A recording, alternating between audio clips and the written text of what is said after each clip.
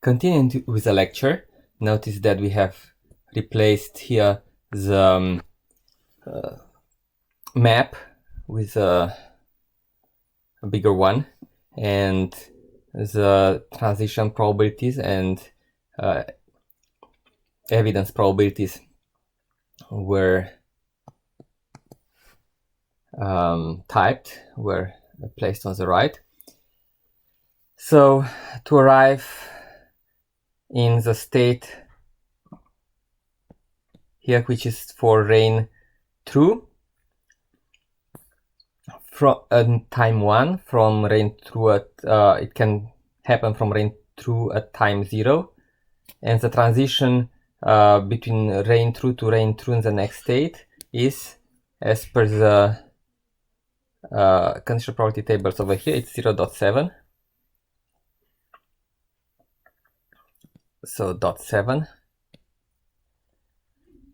in which case the total probability for arriving from rain true to rain true is 0.5 times 0.7 equals 0.35. Another possibility is to have arrived from rain falls at time 0. Okay, that was time 0. If we arrive from rain falls, the probability of arriving is 0.3. And this is possible with a total probability 0.5, the probability of having been in rain falls, times 0.3, the probability of transition, makes 0.15. Now we would want to sum the two probabilities over here to get the total probability of being in rain true at time 1, which is equal with 0.5. We'll similarly compute the probability of transitioning to probability rain falls going from rain true.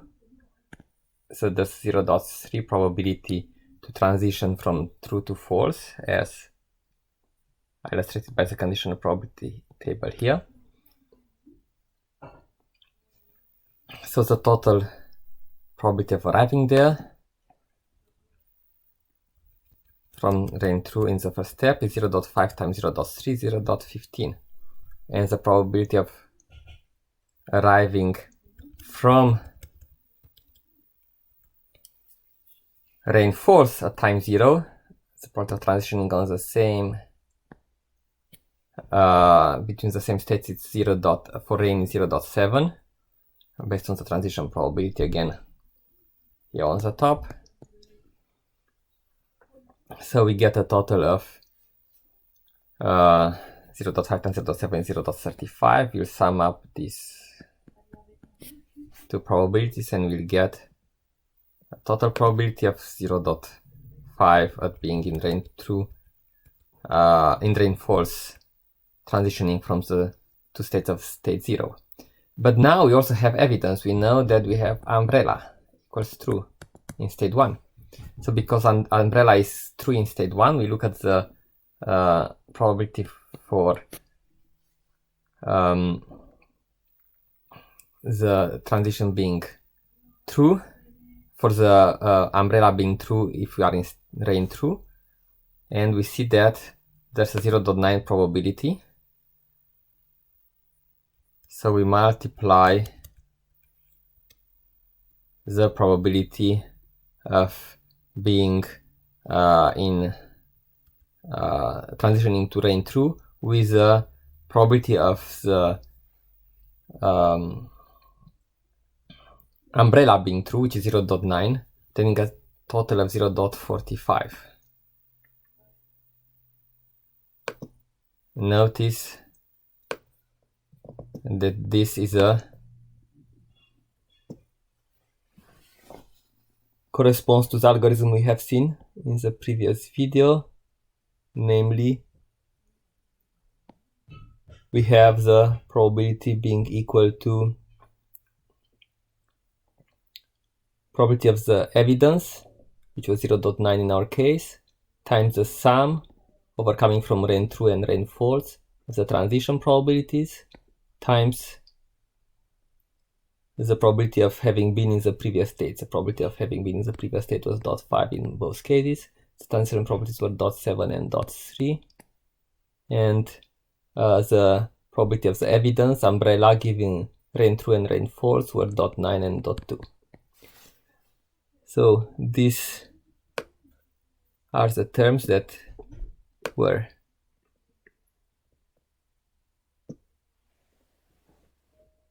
added here.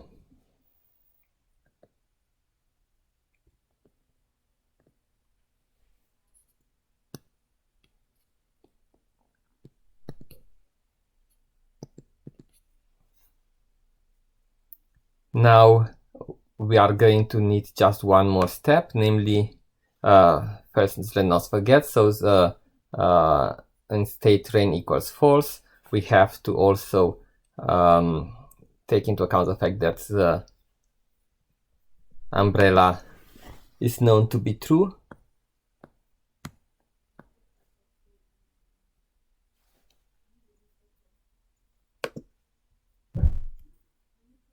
So we multiply the probability of having arrived in that state with the probability of the umbrella being equal to true, which was 0.2, getting a total probability of 0.1. Okay. Now,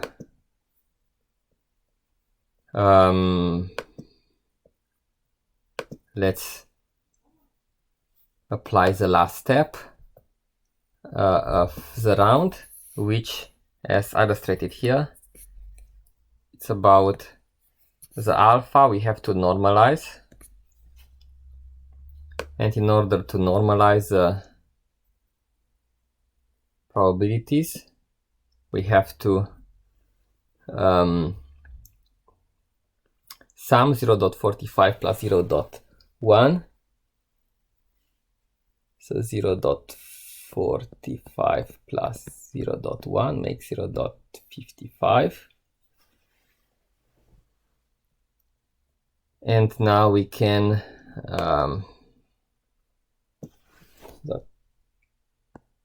55. So we are going to divide 0.45 and 0.1 by 0.55. So we divide it 0.45 by 0.55 and we get 0.818. Notice that we arrived to the number we were supposed to arrive. So after the transitions, we were having the transition probability 0.5 and 0.5 here. And then after the normalization, we are getting the 0.818 and dividing 0.1 by 0.55, we obtain the second probability, namely 182.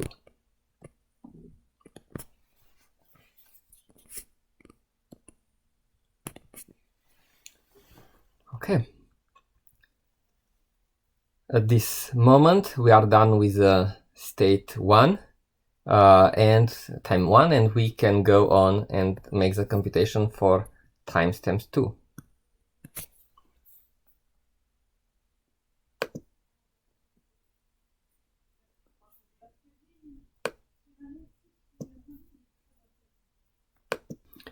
So to arrive in rain true in times 2, we could have arrived from the time 1, rain equals true,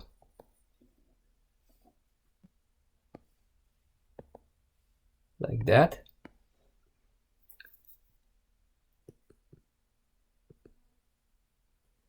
And this can happen with transition probability 0.7, as seen in the transition probability table. So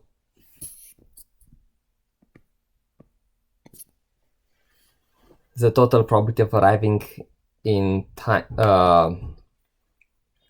rain equals true in time 2 coming from rain equal true in time 1 is 0.818 times 0.7 equals 0.726.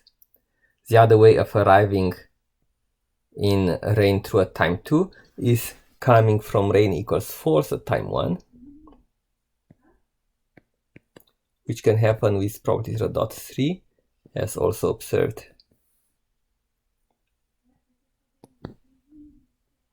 in the transition probability table. So the total probability of arriving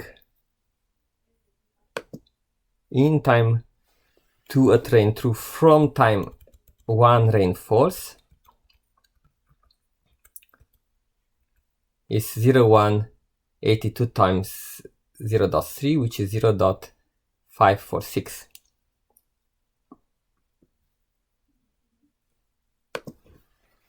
These two probabilities are the only ones, so we can sum them up and we get a total probability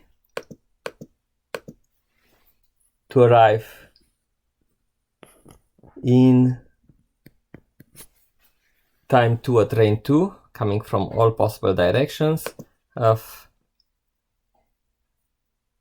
the sum of the two, namely 0.6272.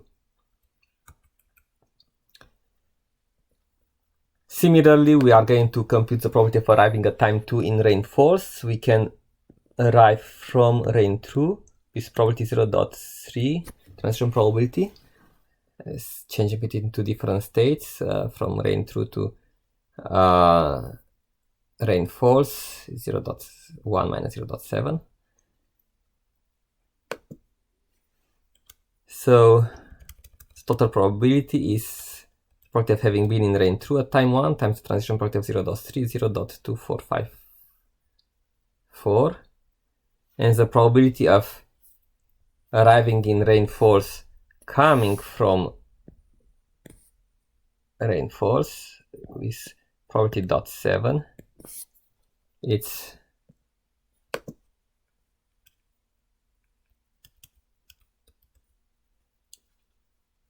0.182 times 0.7 is 0.1274. We again sum up these two probabilities and we get a total sum of probabilities of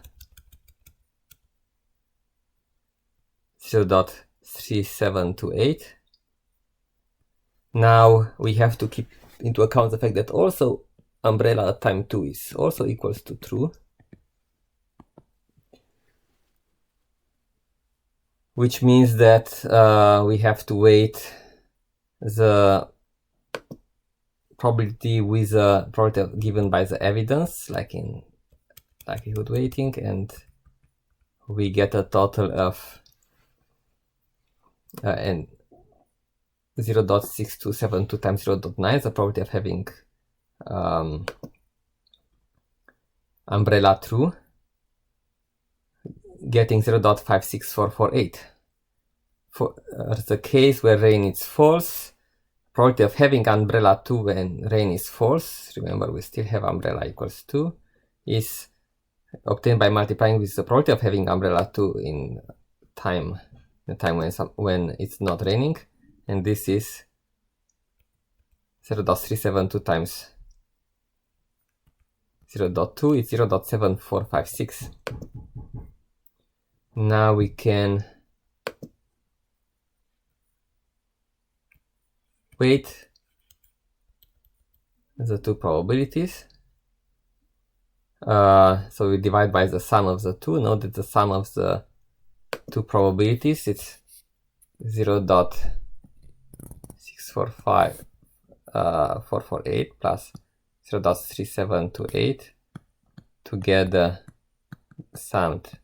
This makes 0.63904. So the normalized probability becomes 0.88332. We also normalize the probability in the rain equals false, dividing it by the same sum of probabilities of arriving in the two places. So we get a normalized probability by the division of 116678. Obviously this is rounded in the upper table, so the first 8 remains 883, and from 1166 it's rounded to 117. You saw that the result just after transition, without keeping into account the evidence, was 6272, 0.627, and for the rain equals false, it was 0.3728, which was here 0.373 rounded. Here, sorry, what we have added in order to normalize was the probability after using the umbrella. So this is where the sum was computed between 0.70756 and 0.6272 was the two numbers added to get the factor for normalization. Okay, so with this I concluded the full exercise with an example of filtering. This is the kind of operations you have to perform in your assignments, implementing filtering with a forward algorithm. Notice that this algorithm, it's in fact an type of dynamic programming, being equivalent to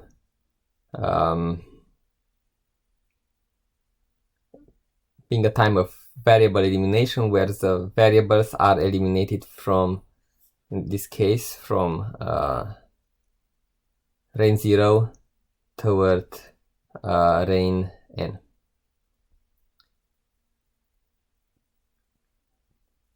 Like previous discussions about variable elimination, the same kind of discussion applies here. This can be used efficiently if in a state we have a limited number of variables, but if the number of random variables per state is more than one, here we had just one, rain, if the total number of hidden variables in a state becomes very large, they are also called factors. If these factor variables become very large in number, then this kind of algorithms become, forward algorithm becomes much less efficient, and other kind of algorithms will be needed. We are going to see later the particle filtering algorithm in particular. We have seen that there exist other kind of problems that are addressed similarly. One is smoothing problem, which is addressed with a forward backward algorithm, a combination of the forward algorithm shown here and a similar dynamic programming algorithm that goes right to left, called the backward algorithm. And we have seen the Viterbi, we'll see the Viterbi algorithm that can be used to solve the most likely trajectory problem. But we are going to continue next with the particle filtering for large sets of states for dynamic Billet networks.